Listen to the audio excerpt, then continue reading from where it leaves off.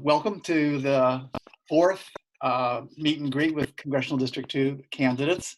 Today is John P. Holm, and we're going to do the same as we have in the previous ones. I don't know if all of you have been in the previous ones, but basically it is this. John will introduce himself, 5 to 10 minutes, whatever he chooses to take, and then we will open it up for Q&A. Our preferred way of doing that is that if you have a question for John, you open up your participants panel by clicking the participants button down at the bottom there, and then you'll see down the lower left-hand corner a raise hand button. And you just click that and your hand will be raised, and I will see all of the raised hands. I will call on people to ask questions in the order in which they have raised their hands. If you don't want to ask the question directly, you are welcome to type your question into the chat box, and I will then read your question to John from the chat when that turn comes up. So all of that now out of the way, I will turn it over to John to introduce himself. Take it away, John. Morning, everybody. My name is John Holm. Can everybody hear me good? We're trying a new microphone, so I hope this is coming in good. So start off with, I was originally born in Grants Pass, which is located in Josephine County, and I lived there up through the 90s, where I graduated from Hidden Valley High in 1986 and started my first business right out of high school while I was trying to do college at the same time, which might have been a mistake because the business started going better than the college did. But found the love of my life at the same time. Business went good, but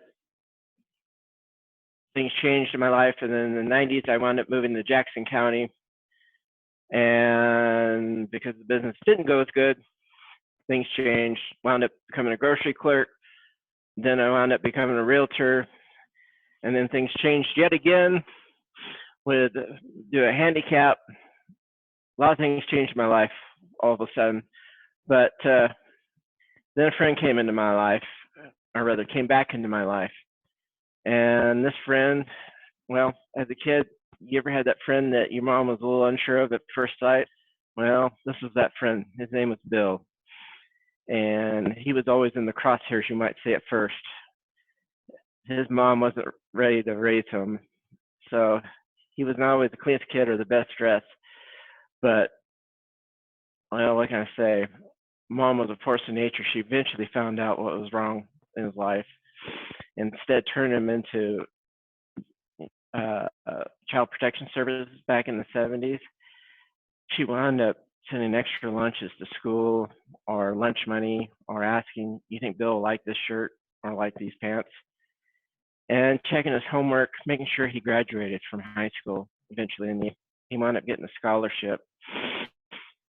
And this kid went on to eventually retire early, less than being younger than 40, coming back and telling us that mom hadn't raised him the way he did. He wouldn't have had the family life. He wouldn't have had the education or anything like that because she took the time to do this. Well, this woman is one of the reasons why I'm actually running for Congress, because she installed into me family values. She installed in a lot of things. So this is just one of the most important reasons why we're stepping up. This is going to be one of the most unusual elections we'll have, from our quarantine lockdown to how our federal leadership has handled the response to the coronavirus.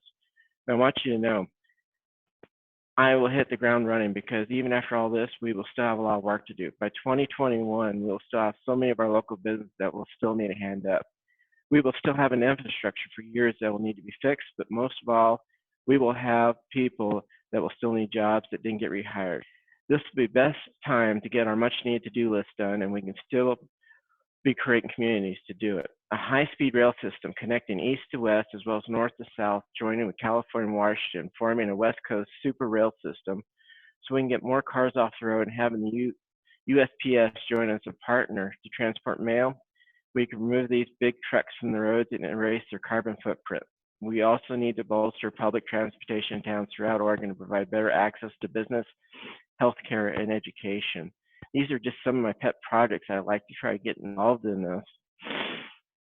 My father, who was also a big influence in my life, he was a power company worker. He had received, back in the 1970s, a report from a friend which showed that due to Oregon's milder climate, we could have a West Coast natural power battery, or that we could be a West Coast natural power battery if we had started to switch to solar, wind, and hydro. This was with 70s tech, but if we did it today with our current tech, we could rebuild the whole energy grid with the savings.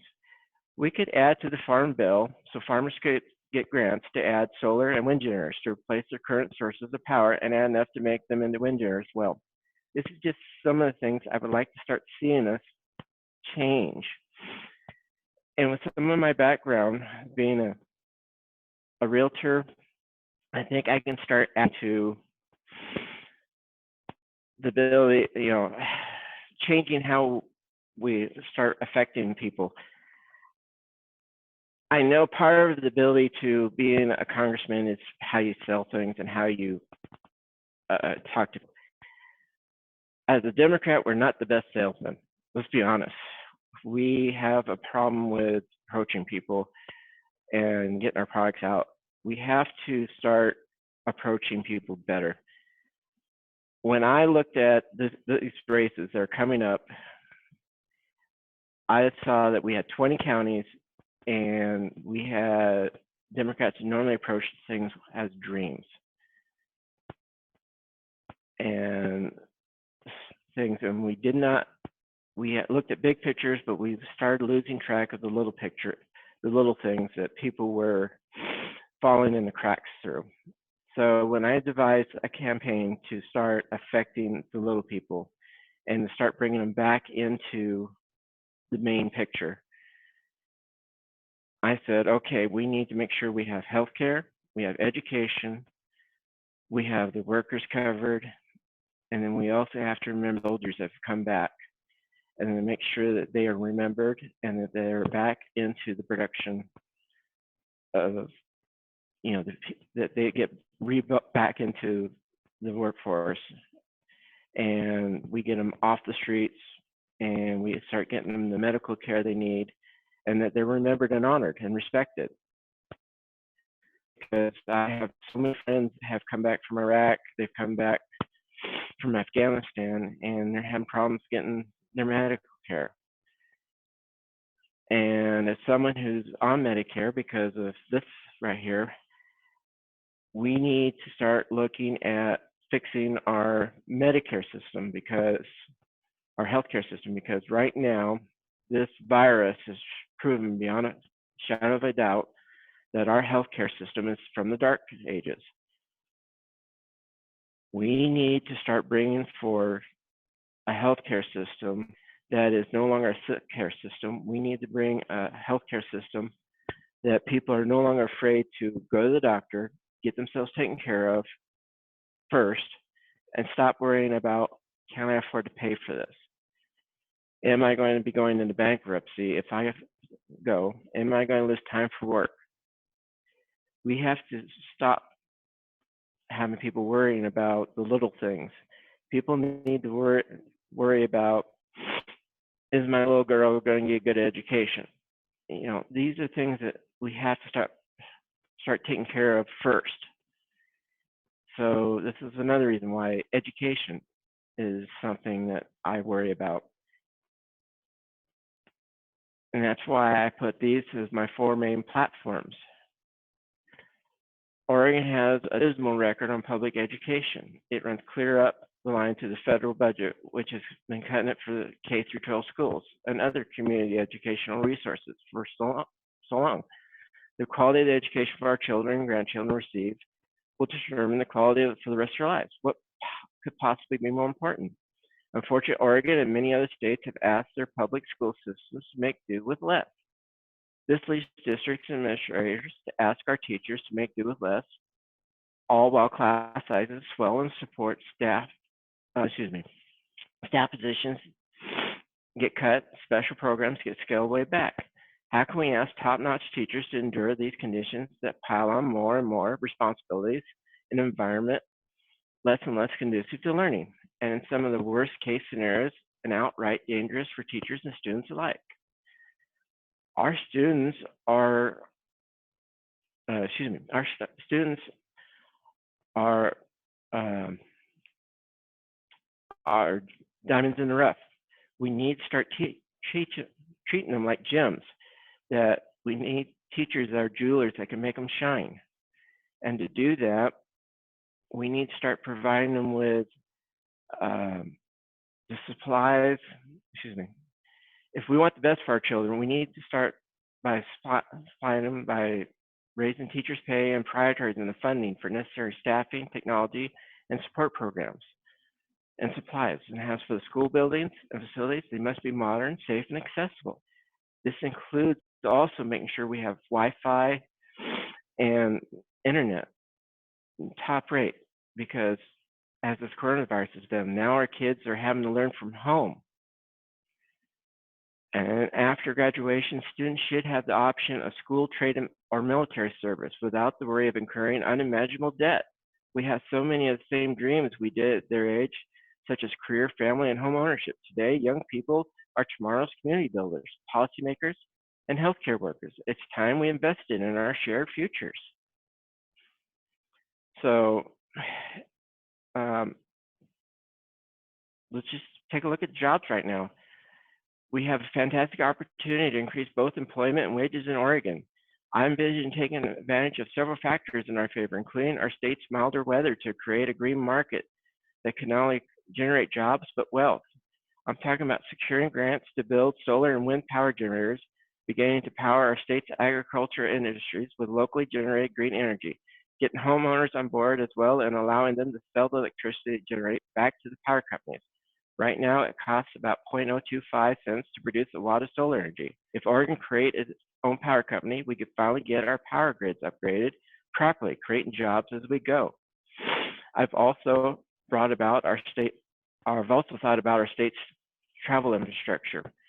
But if we could build a green-powered high-speed train system that ran from the California border all the way to Washington State, and a second route running from the coast to Idaho, in addition, all the job wages created during the construction phase, imagine all the added commutes to and from the train stations, increasing demand for buses, taxis, Ubers, Lyft drivers. Trade stations in the surrounding areas will also enjoy increased demand in every industry that serves travelers, hotels, restaurants, convenience stores. These are only a few of my ideas for getting Oregons back to work and drawing living wages, union wages possibly. The initiatives, resources, and grants are out there. It's time Oregon started benefiting from our own fair share. Folks, this is just something we need to start working on. And then how are we going to pay for this? Some of the things that we have to start working on is taxes. Many people in Oregon and throughout the country are worried about our growing national debt. For far too long, politicians in Washington, D.C. have placed the burden paying it down on the middle class while handing tax breaks to big corporations and the wealthy. But what if we could flip that script and finally require the wealthy and the 1% to contribute their fair share? Democrats are already discussing how to do this in 2021, and they've elected at some great ideas to bring it to the table. To begin with, we need a wealth tax of 2% on any wealth over $50 million, with zero exceptions or loopholes. Our current estate tax is a complete failure, so if elected, I propose we start from scratch and suggest tax-free inheritance up to $1 million. After that, 2% estate tax for amount over $1 million and up to $50 million, 3% up to $500 million, and 4% for amounts greater than that. Taxes on stock trades need to be the same across the board. Some may say the rate should be lower for individual traders, but unfortunately, that's exactly the sort of loophole that's been exploited in the past. I propose a universal rate between 0.1% and 0.5% on these types of trades. When everyone, including corporations and the wealthiest Americans, are paying their fair share, challenges such as balancing our federal budgets and paying down our national debt become manageable. And this is what I work towards, and I know most Oregonians and Americans would agree. And when it comes to the veterans, I know folks, when I see someone standing out in the street, it brings it tears in my eyes. We got to start working on getting these guys off the streets. I may have never served in armed forces, but I have deep respect for anyone who chooses to serve our country, that's the military. I strongly believe that they should be able to do so with 100% certainty that upon their return to civilian life, they have access to resources they need, from the basics like healthcare and prescription drugs up to more individual needs such as tuition and housing assistance or mental health care. In addition to that, families of our service men and women need guaranteed support as well. Having a loved one deployed far from home has hit families hard enough, but what many people don't understand is that it doesn't necessarily get easier when they return, especially if they're suffering from injuries, PTSD, or any number of disabilities or challenges resulting from their service to our country. I don't ever like to see someone having to stand in the street corner asking for money, but when that person is an armed service veteran, it shines a particular harsh light on how badly we're failing our vets and their families. They deserve so much better. If you put me in Congress, I'll pursue much stronger legislation to protect veterans, especially in terms of critical needs like housing and healthcare. It's not just the right way forward, it's the only way forward. If you ask me, vets and their family have to wait around or jump through a lot of hoops to get what's been promised to them. These Americans have risked everything for their country. How dare we provide anything less than 100% of the assistance they need to live out the rest of their lives in comfort and dignity? And I hope for your support now to become a member of Congress. Thank you. All That was right. a mouthful. Yes, indeed. We can now open up for questions. And if you have a question you'd like to ask, please raise your hand using the raise hand button in the participants panel, or type your question into the chat box. Hold on a second while I let someone else into the.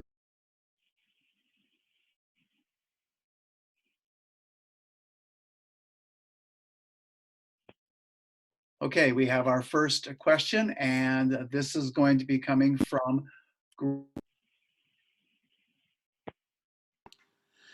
Hi, John. Good to see you here.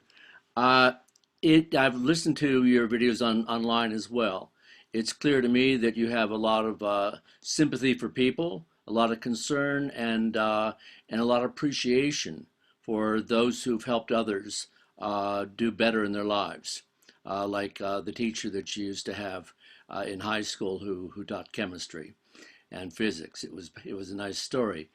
My question is not about where you want to go, but how you want to get there. A lot of people have the same ideas that you do, and many of them have a lot of experience trying to get things to make these changes occur. What experience do you have, or what in your background tells you that you can get these jobs done effectively? Oh, well, thank you for the question. As a political strategist, actually, I've got 15 years in my background working with other training people actually to do this. So one of the things that I do have in my background is going to Washington and actually working with other politicians and being able to get other politicians to work with me to bring laws forward to already so sorry here, I'm at a loss. No, Put the John. correct words. John, could you particularize that? That sounds very interesting. This is not anything that I've seen in your bio, so I'm pleased to hear that you've had that experience. Could you tell us more about that particular experience and what got accomplished and what was involved in getting things done? So what I've already been doing is, first lesson I learned was most of the congressmen don't have the connections that the aides already do. So by making the connections, I already know who I can work with on trying to know who to start making, on knowing which congressmen, which senators are going to be more willing to work with plans to get laws and functions to work together. So I've already got step one on knowing, so let's say we're wanting to do something for education. or we're wanting to do something for veterans. So we have a step forward that we're working on, let's say, an education bill. So I've already got step one in advance, knowing that I need to know, okay, so I need to get with, say, Congressman Ortez, OCA, is going to be better to work with, and so is going to be Congressman so-and-so and so-and-so. I already know who I need to start contacting, so I've already got my lines of contacts lined up and set up in advance, where someone new is going to take 6 months to already get this network already built. Does that help you answer your question? And what issue did you take to the Congress that you were working on specifically? Back in the days, I worked with a couple of people. We were doing, well, we were trying to fix a mining issue for someone back in the East Coast, and we were also working on an education issue for someone in the Northeast, and then we were trying to work for someone here in Oregon that didn't work very well for an education issue. And those were my first three experiences in Washington. And then after that, I was mostly with fundraising was my next issues for trying to help counties get more funds for them to be able to raise for their politicians, to get them out there to be able to run. And then also I was also working on teaching ethics for a while, which was also a lot of fun. Because at the time, my mother was dying of cancer she had cancer for the last, what was it, 6 years? So I was working out of the house for a while.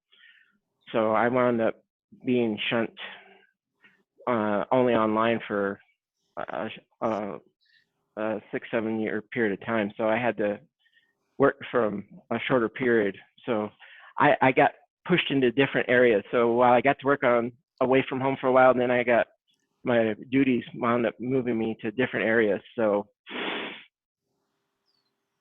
different experiences.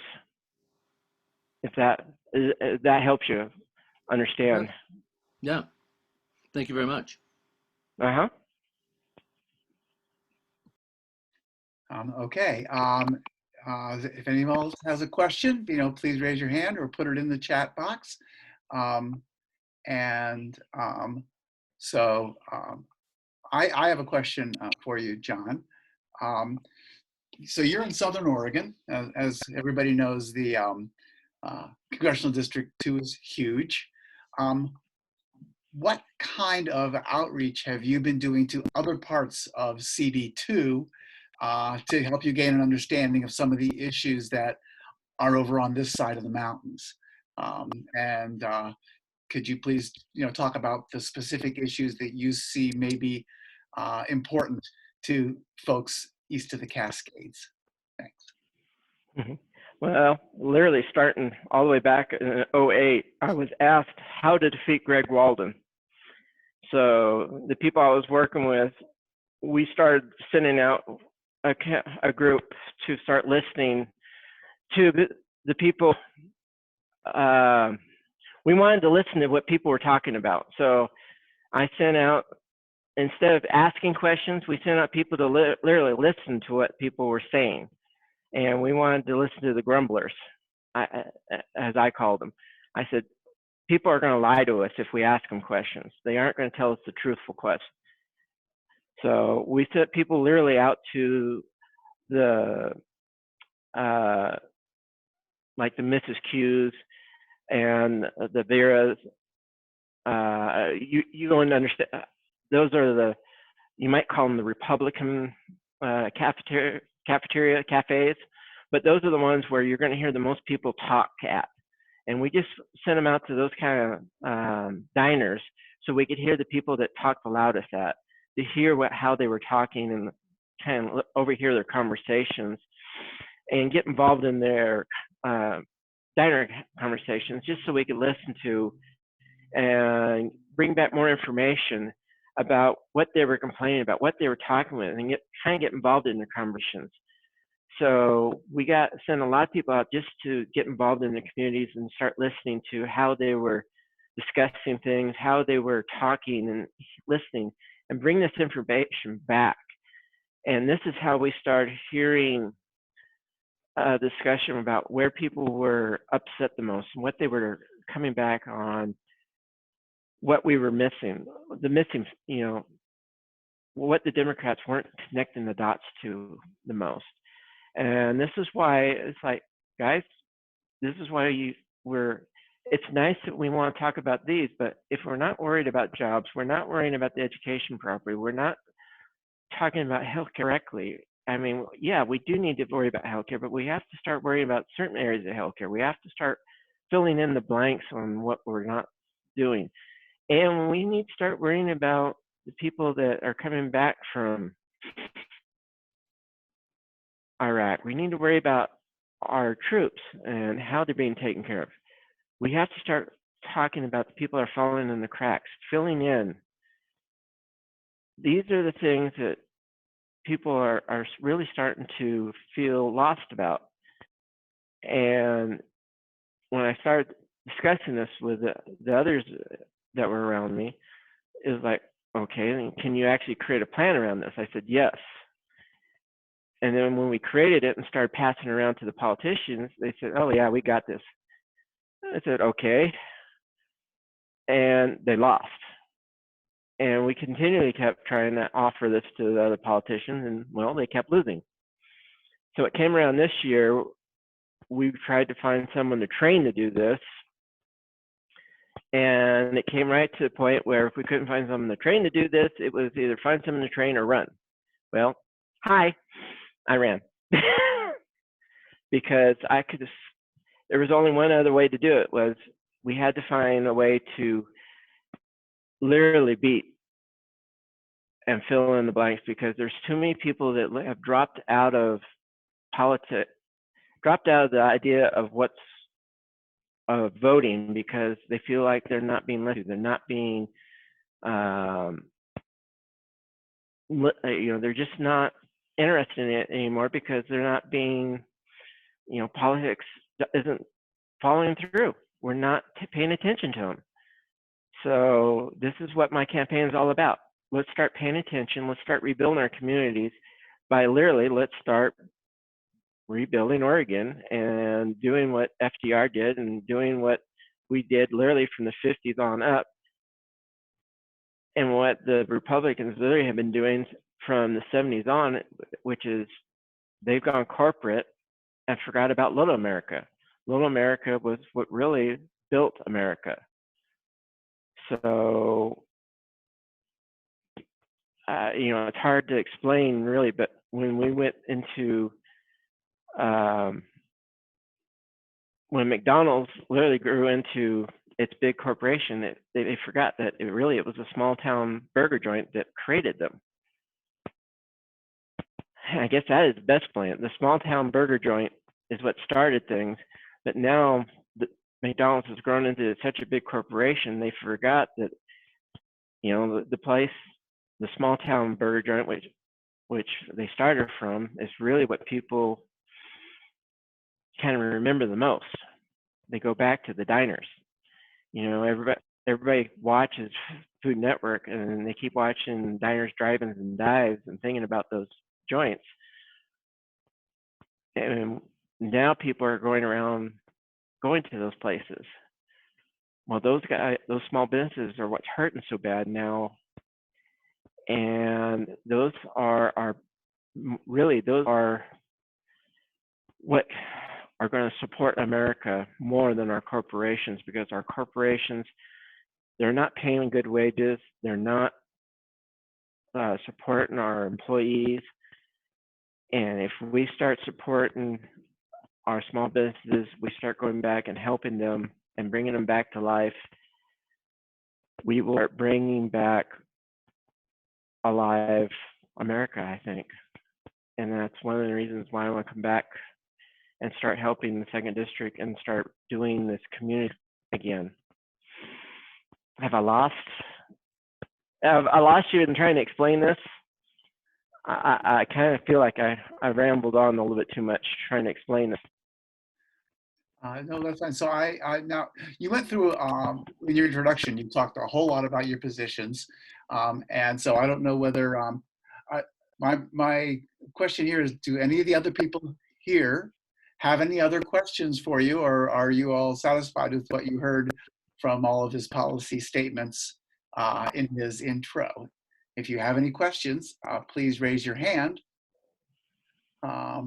so that we can take those. And otherwise, we can just ask John if he has any closing statements. Oh, hang on a second.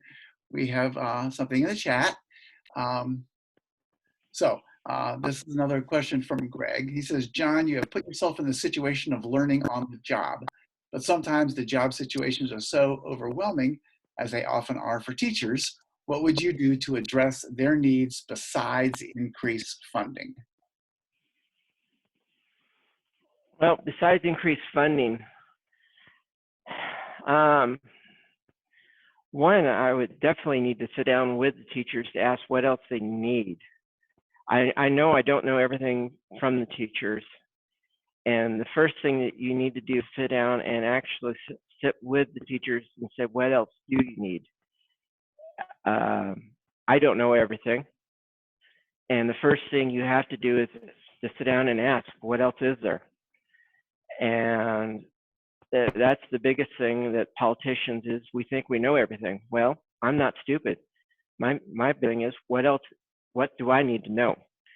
So that is the first thing I always ask is, tell me, what else do I need to know? Send me the knowledge I need to know to make my job easier to help you. And you'll never hear that probably from another politician in your life. I need more information to be able to make my job easier to help your job, to help make your job easier. I can't do the job I need to without having more information from you. So what more do I need to know to make it, to do it correctly? Okay, thank you. Okay, last chance. If anybody else has a question, please raise your hand. Otherwise, we'll let John give us any closing statements he may have before calling us. All right, John, if you have anything closing you'd like to say, now's your time. Well, I want to thank everybody for coming. I do believe in a Medicare for All system, but I will support whatever Oregon winds up putting in place, because unlike Walden, I will not do whatever. He always tried to fight a healthcare system that we have in place by destroying the ACA. I will do everything I can to help support Oregon's healthcare system. I believe in being an employee of the people, by the people, for the people. And I want to try to build jobs, not destroy jobs. I want to try to build Oregon, not destroy Oregon.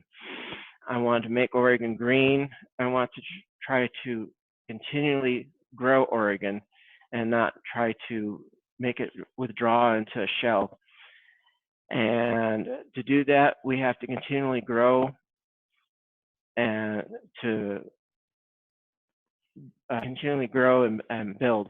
My mother raised me with the understanding that politicians are supposed to be employees of the people, for the people, by the people. I work for all Oregonians to build communities and to build a better Oregon. We've been divided for too long. I feel we can rebuild our economy, our future, and come back together as neighbors and reinvigorate the community and spirit community. Greg Walden's adherence to GOP's unbridled self-interest and failure to lead has left the representation gap in rural Oregon, and someone must step up and fill that gap, and that someone is me. I hope to get support. My name is John Holm, and I'm asking for your support to build a better Oregon together. Thank you.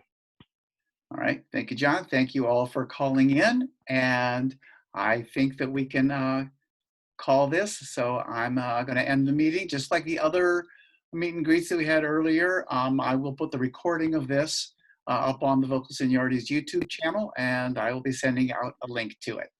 Thank you all once again. I'm sure we'll see you soon. Bye-bye. Thank you, folks.